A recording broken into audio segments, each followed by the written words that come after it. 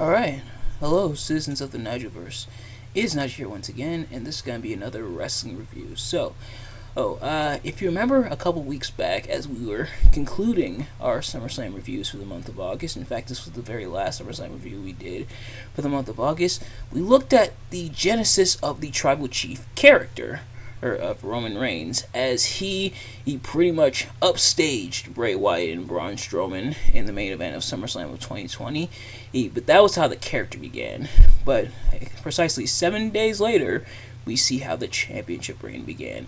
I'm talking about Bray Wyatt, Braun Strowman, and Roman Reigns, and almost kind of with an asterisk, and you'll find out why, in a triple threat match at Payback 2020. So, as always, I'm not professional wrestling reviewer analyst, just a man who enjoys a good time, and I had an okay time with this match.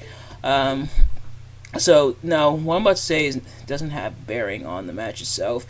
And obviously, we're gonna get into that. And of course, as always, if you've seen these reviews before, you kind of already know this works. If you haven't, let me talk about what I like and what I dislike about the match. But first, it's worth saying, as much crap as I give AEW about them having pay-per-views 1 week apart from each other, and yeah, that is still pretty annoying. Thankfully, it doesn't happen too often, but.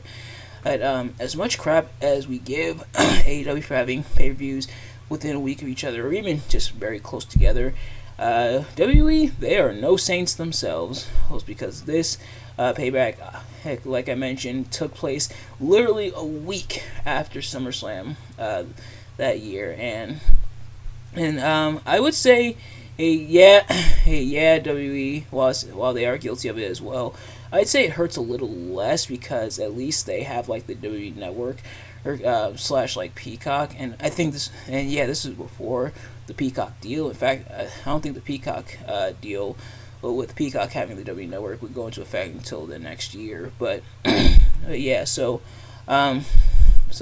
you just need the $9.99 in order to watch the event instead of having to shell out an extra $50, a little more than $50. It's pretty much shelling out over $100 to catch the two pay-per-views, but it is still pretty annoying. And it is also slightly less annoying as well with like NXT, because NXT at least is like a separate brand, is treated like a separate entity, but it is still kind of annoying. And, like going from this event and then 7 days later another event from the same company. If it was two different companies, then yeah, that'd be slightly annoying and slightly of an inconvenience. But at least it's two different companies. But pretty much like a double booking almost.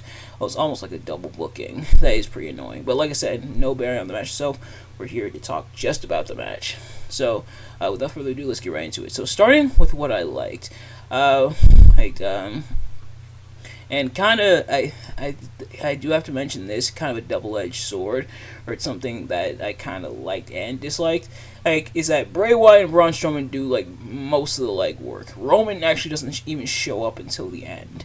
And so, for the most part, it's Bray and Braun for about, I'd say, maybe 95% of the match. Then Roman shows up, does some stuff, and then walks out Universal Champion. But for the majority of the time, it's Bray and Braun on doing a lot of the same brawling that they did last time. Between this match and their match the previous week at SummerSlam, maybe I might lean a little bit more towards this one, and maybe it's because of what happens closer towards the end. Yeah, a lot of the same. No, I think I might have to. I don't know.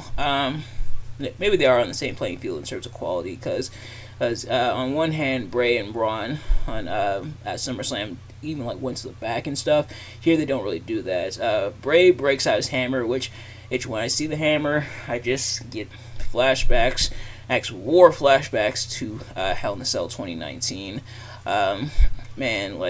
Hey, R.I.P. Bray Wyatt, of course. Or hate Speak of the Dead, but man, they had him do some goofy stuff, of which is unfortunate because a lot of times it did hurt a lot of the booking.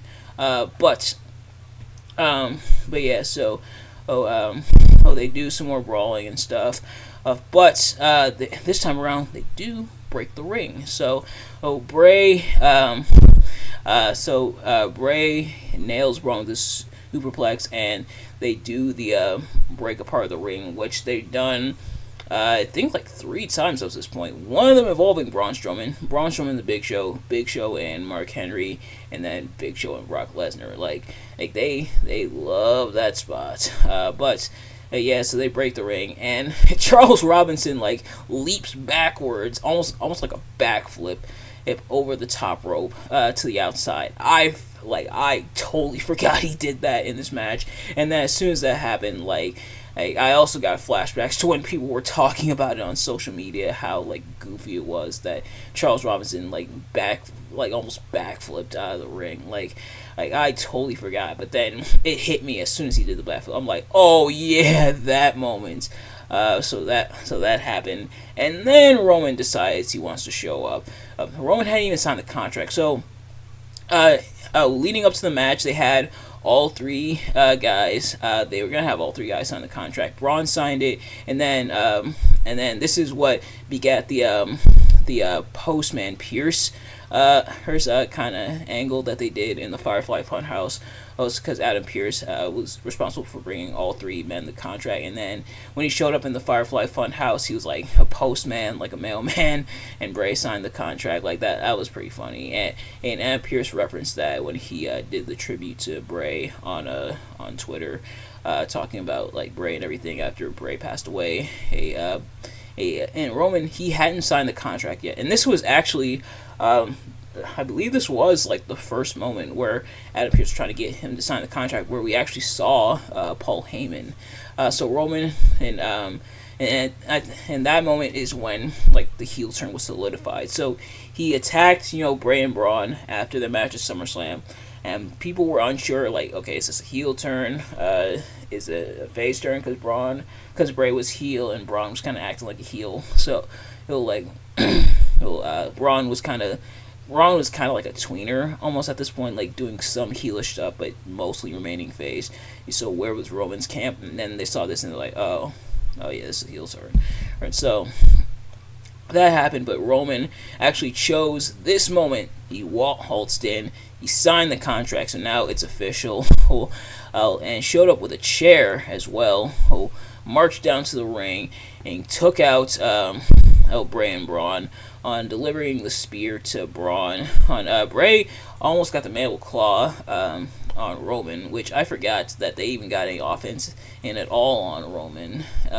And I guess that's one of the perks of going back to watching this match. But Roman takes out the Fiend. He nails the spear on Braun in order to pick up the Universal Championship. So that's how Roman became Universal Champion. And he's held on to it pretty much ever since. And even to this present day, even though the championship, the physical blue Universal Championship is gone. Now we have the gold Universal Championship. That was terrible. I'm sorry. This began that reign. And Roman won it here, held on to it ever since. And on one hand, it is pretty clever, him waltzing in, waiting till Bray and Braun beat each other up, beat each other down and stuff, in order to pick up the win, and really solidifying Roman's full heel turn, especially with the shirt wrecked everyone and left. So there was that. But on the other hand, the match, with Roman winning the championship, which was kind of predictable, but I think that doubled down on the match, actually, the whole thing of Bray and Braun, what they did to each other, almost becoming a foregone conclusion. And I guess this is getting into what I didn't really like about the match as much. This almost making everything preceding it almost like a foregone conclusion, as Roman walked out champion. But also, with how long Roman's held the title and the defenses he's had since then, good or bad, and all the history he's made as champion, you forget how almost kind of lackluster him winning the title in the first place was. Roman just showing up, waltzing in, and to take the championship. It fits the character, obviously, and this was obviously Roman's heel turn, but at the same time, you forget almost how I don't want to say forgettable, but like how it's not definitely not forgettable because this reign has been a major one for the past like 3 years, and has been like the focal point of WTV pretty much for these like past 3 years. But almost how much of like a how much like this win overshadowed everything else. Like the championship run and what Roman has done with it, how it almost overshadowed not just this like match, but also like exactly how Roman won it. People, if people did, like, if you were like someone who just came in as like a wrestling fan within like maybe the last year or so, you see Roman with this title, you maybe heard of him and saw the championship, didn't really know how he won it. You probably thought he won it in some like big epic match. No, not really, sadly. He mostly won it, at least not from his involvement. The rest of the match itself was like fine, I guess, but him just kind of coming in and winning the championship just kind of almost puts a damper on things, I feel like. Let me know if I'm making any sense. Am I being too harsh on it? Am I not being harsh enough, maybe? But yeah, so almost kind of like how pretty much how almost forgettable the championship run is. Now, to be fair, that's how a lot of championship runs are, especially a lot of like good championship runs. That's how a lot of good championship runs are. You forget how kind of the title win was. You forget just how like kind of forgettable the win was versus the championship reign itself, where the championship win doesn't reflect the championship reign afterward. I'm trying to think of an example I can think of winning it that way. I can't really think of any off the top of my head, but you also see the opposite. Now, this one I can provide an example of, but you see the opposite, where the championship reign may have been great, but everything after it was kind of eh. Like, everything after it was the eh part, such as when pretty much when all three of the championships changed hands at WrestleMania 35, where Seth Rollins won the Universal title, Kofi Kingston won the WWE title, and Becky Lynch won the Raw and SmackDown Women's Championships. Sadly, those reigns weren't as good as they could have been, especially with Kofi. Kofi deserved a much better reign as a champion. But those were some of those moments where the championship win was kind of forgettable, and kind of the other way around, where the championship win was very memorable, very legendary moment, especially with Kofi, like the Kofi Mania build and everything. But then the subsequent reign really wasn't anything spectacular. It's unfortunate, but that does happen sometimes. But like I mentioned, Roman has made the most of this championship run. He's been on a phenomenal run. He's been on an absolute tear as champion, and he's still, and no signs of stopping anytime soon.